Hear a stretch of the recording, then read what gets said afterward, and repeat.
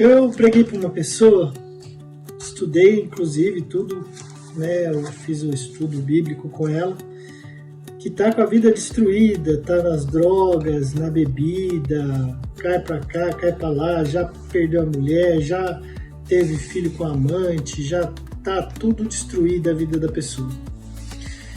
E a família toda já naquela situação caótica, né? E foram foi muito tempo falando para daí finalmente conseguir, depois de alguns anos, conseguir de fato fazer um estudinho, explicar, né, o que é a salvação, o que é o sacrifício de Cristo e por que ele precisava daquilo. E que Deus tinha solução para ajudar ele, né? Lógico. Nessa vida que ele está vivendo, o final vai ser trágico, nas drogas, na bebida. Só está piorando cada vez mais, daqui a pouco, né, não vai ter mais jeito. O seu jeito é Jesus. E aí a gente estudou, expliquei, ele ouviu tudo e não quis abrir mão da própria vida para Jesus.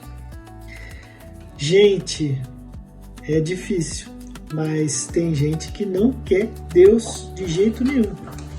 Na hora que fala que vai ter que abrir mão das próprias coisas, de parar de fazer aquelas coisas erradas, a pessoa não quer abrir mão do adultério, abrir mão da própria vida, da independência, né, da fornicação, abrir mão de ter o controle, de fazer o que quiser. Aí a pessoa fica pensando duas vezes. Mas hoje eu vou ler uma passagem aqui que Jesus está falando do fim dos tempos, lá em Mateus 25. Ele começa em Mateus 24, vai dando vários exemplos.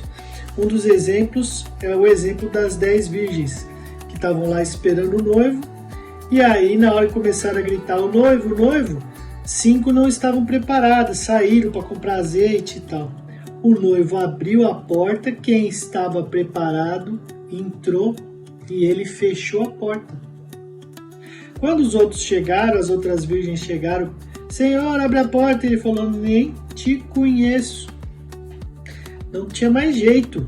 Uma vez que fechou a porta, o noivo acabou. Não entrou mais ninguém. E depois aqui mais no 25, Jesus vem falando, né, que vai ter uma hora que vai ter um julgamento. E ele vai falando assim, bem benditos, né, vocês me viram com fome, com sede, nu ou preso ou doente, me visitaram, me assistiram. Entrem para o reino. E vocês que não fizeram nada disso, se apartem de mim para o tormento eterno.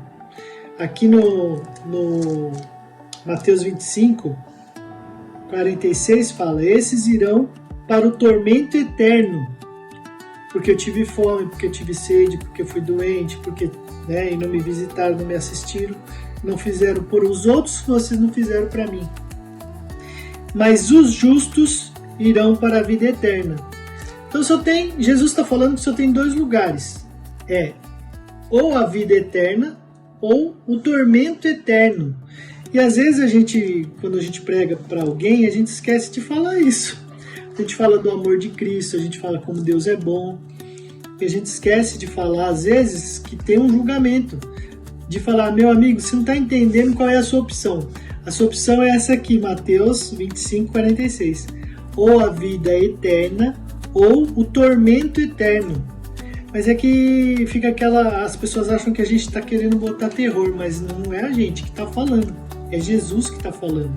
Que ele vai vir, vai julgar, e vai só ter 2 lugares, vida eterna ou tormento eterno. Então que quando você for pregar para alguém aí, você lembre de falar do julgamento também, não só do amor de Deus, de como Deus é bom, de como Jesus pagou pelas nossas vidas, pagou com o sangue dele para nos livrar do pecado, mas falar também que haverá um julgamento, para ver se as pessoas, pelo menos essas mais difíceis, se elas acordam, né? Porque é real e iminente, pode acontecer a qualquer momento. Beleza? Esse foi o estudinho de hoje. Um bom dia a todos e tchau, tchau.